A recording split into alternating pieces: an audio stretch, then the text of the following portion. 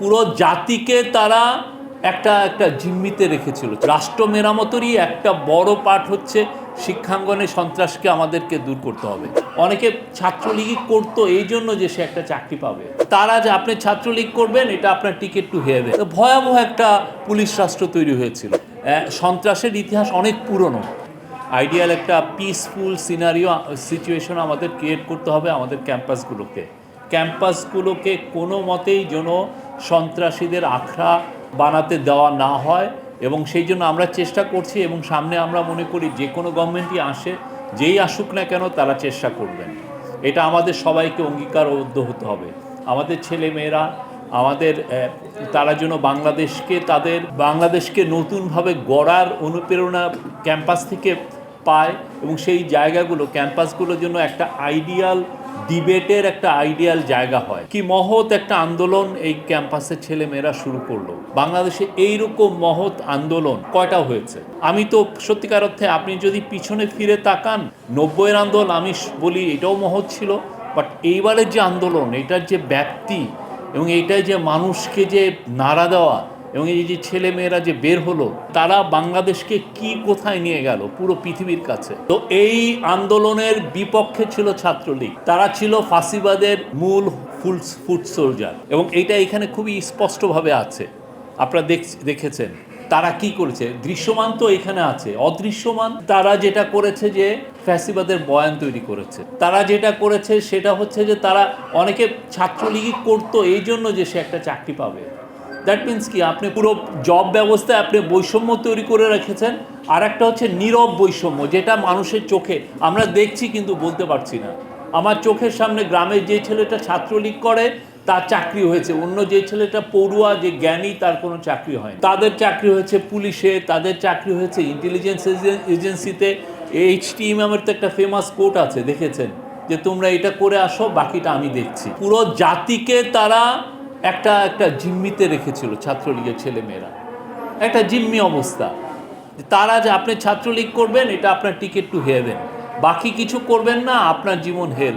এবং আপনি যারা বিসিএস ইন্সপেকশনে আসছে গ্রামে, পুলিশের লোকরা, তাদেরকে ছাত্রলীগের ছেলেরা যেই বলছে যে এই লোকটা বিএনপি করে, ওর ছেলেকে চাকরি দিবেন না।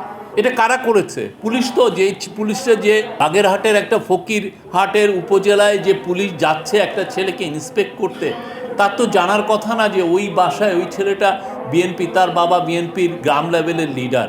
এটা কে দেখিয়ে দিয়েছে? এটা আওয়ামী লীগ ছাত্রলীগের ছেলেরা দেখিয়ে দিয়েছে, যাতে এই ছেলেরা জব না পায়। এবং এই যে আপনি দেখেন যে এত ফেরোসাসলি পুলিশ যে আমাদের ছোট ভাই বোনদের বিরুদ্ধে নেমে মানে নির্বিচারে গুলি করে এদেরকে মারলো। এদের আপনি অনেকের ব্যাকগ্রাউন্ড দেখেন ছাত্রলীগ, এটা তো আপনি দৃশ্যমান দেখছেন যে এই কতজনকে। তারপরে যে হেলমেট বাহিনী বা পুলিশের মধ্যে তাদের ইনফিলট্রেশন, ভয়াবহ একটা পুলিশ রাষ্ট্র তৈরি হয়েছিল, এবং এটার মেন উপাদানটা এসছে ছাত্রলীগের থেকে। বাংলাদেশে যাতে এটা না হয়, বাংলাদেশকে নিরাপদ করতে হলে শিক্ষাঙ্গনকে নিরাপদ করতে হবে। বাংলাদেশকে উঠতে হলে, প্রসপ্যারাস হতে হলে শিক্ষাঙ্গনকে নিরাপদ করতে হবে। এবং সেইটা আমরা সবাই মিলে এই যে আমাদের কমিশনগুলো হচ্ছে, রিফর্ম কমিশনগুলো হচ্ছে, আমরা যে ডিবেটের কথা বলছি, এই ডিবেটে শুধু তো কনস্টিটিউশন বা পুলিশ বা জুডিশিয়াল, এর বাইরে যেগুলো সামাজিক যে এই ডিবেটগুলো হওয়া উচিত, এই শিক্ষাঙ্গনকে আমরা নিরাপদ কিভাবে করলে আর একটা ছাত্রলীগ তৈরি হবে না এই দেশে, সে ব্যবস্থা আমাদের করতে হবে। সেটার জন্য আমাদের ডিবেট করতে হবে গ্রামে গঞ্জে, প্রত্যেকটা শিক্ষা প্রতিষ্ঠানে। সেটা নিয়ে আমাদেরকে সচেতন হতে হবে, বলতে হবে যে না, আমরা এই ধরনের আর একটা মনস্টার আমাদের সোসাইটিতে চাই না। বাংলাদেশ যেন নিরাপদ হয় সেটা যেন চাই। বাংলাদেশের শিক্ষাঙ্গনের সন্ত্রাসের ইতিহাস অনেক পুরনো, আমরা অনেকেই জানি, সেই ৫৭ আমল থেকে বা তারপরে ৭০-এর দিকে। ইভেন আপনি জানেন রক্ষী বাহিনীর অনেক ফুট সোলজার ছিল ছাত্রলীগ। তা আমরা ইতিহাস যেন না ভুলে যাই, আমরা শিক্ষাঙ্গনকে আমরা নিরাপদ রাখি। প্রত্যেকটা যে ছেলেটা ভালনারেবল, সেও যেন সগর্বে একটা ইউনিভার্সিটিতে থাকতে পারে।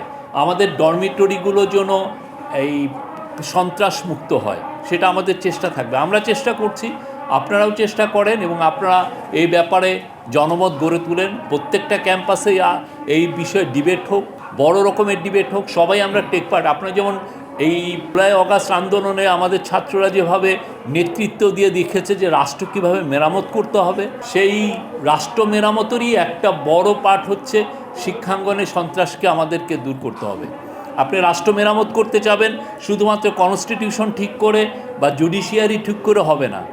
সোসাইটিতে যাতে যারা সন্ত্রাস করে এবং সন্ত্রাস যাতে না করতে পারে সে ব্যবস্থা আমাদের করতে হবে।